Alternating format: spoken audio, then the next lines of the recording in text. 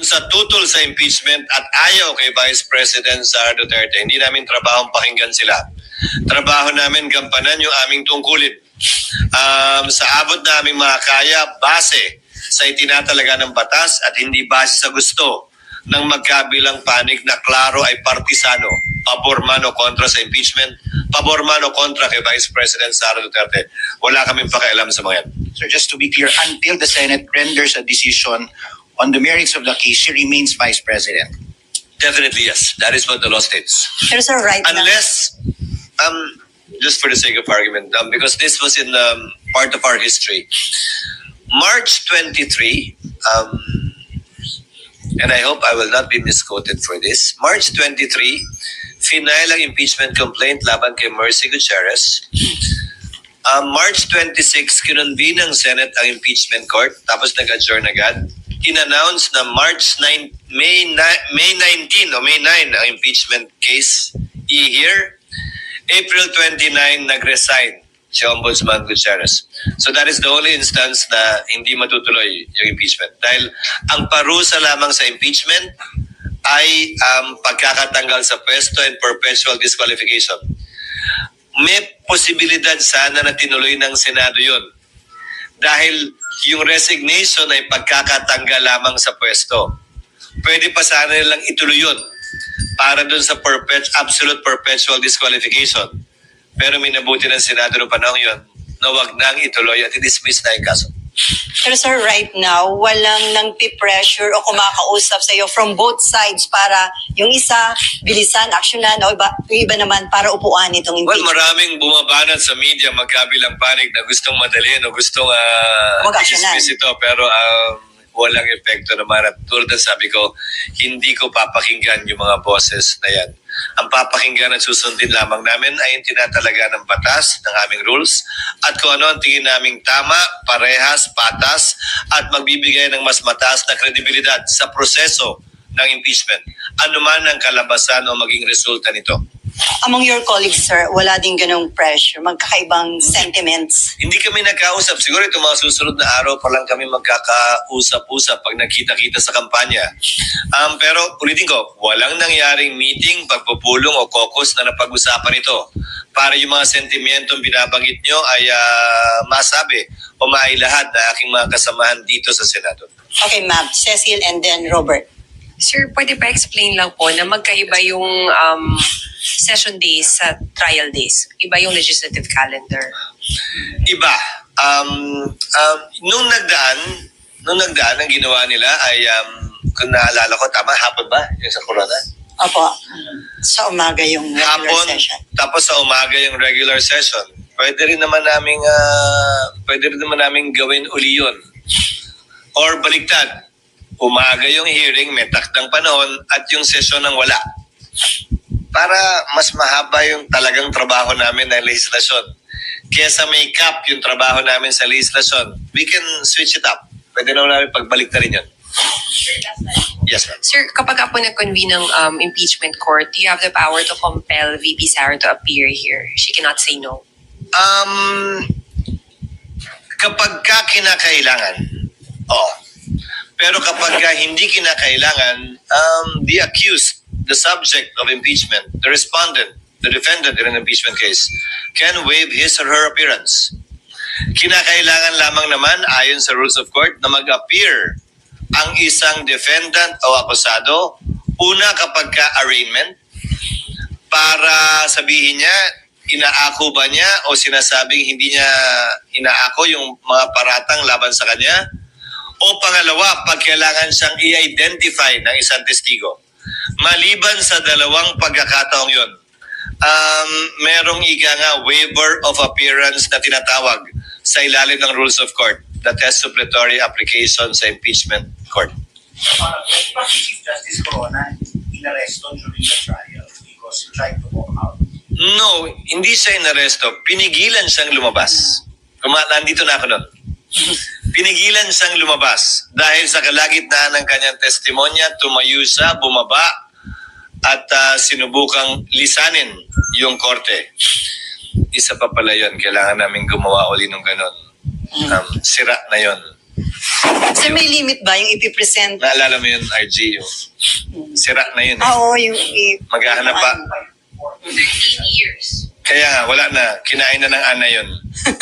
Pero sir, may limit ba yung pwedeng i-present na witness ng prosecution and defense panel o wala? Wala, pero yan ay pagkakasunduan sa pre-trial. Naulitin ko, pwedeng magawa bago magsimula ang 20th Congress para nga hindi kami pabanjing-banjing at nag-aaksaya lamang ng panahon. Ulitin ko, hindi namin ito mamadaliin.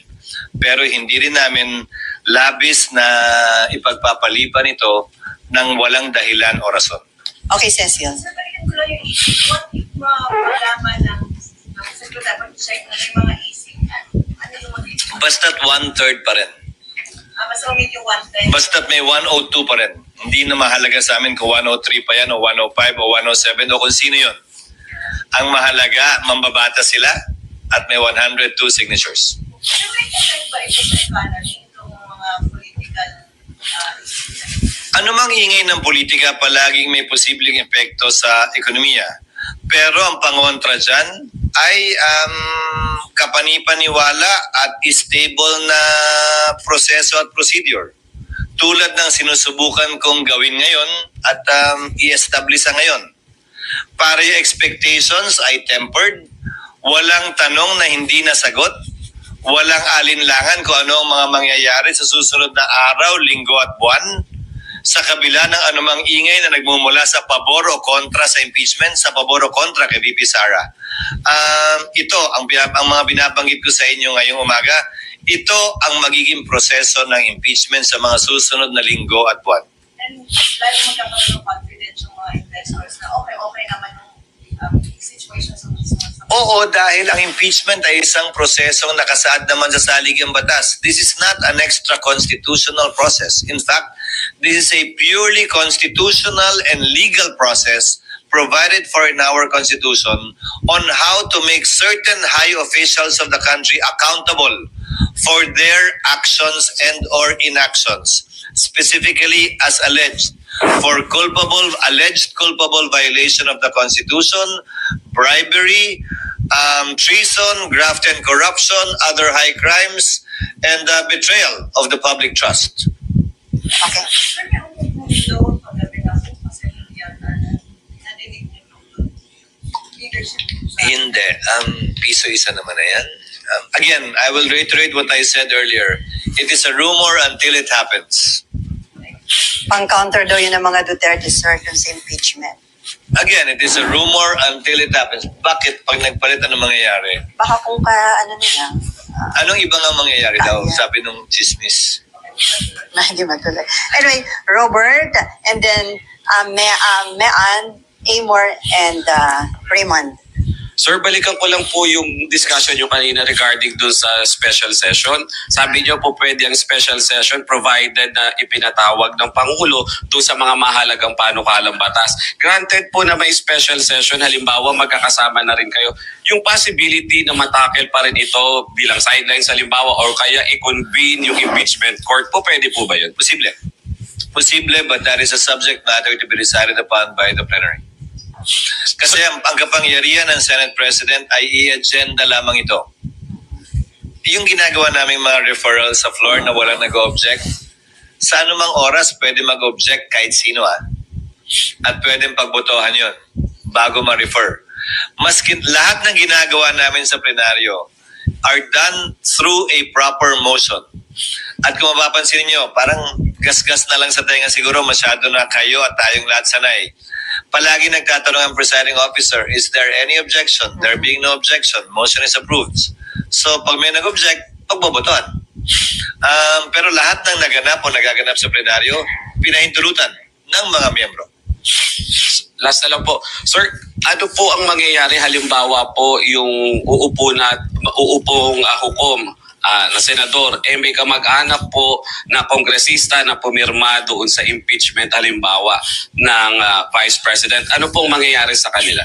Ang pag-inhibit ng huwes sa rules of court man o sa rules on impeachment ay voluntary sa parte niya.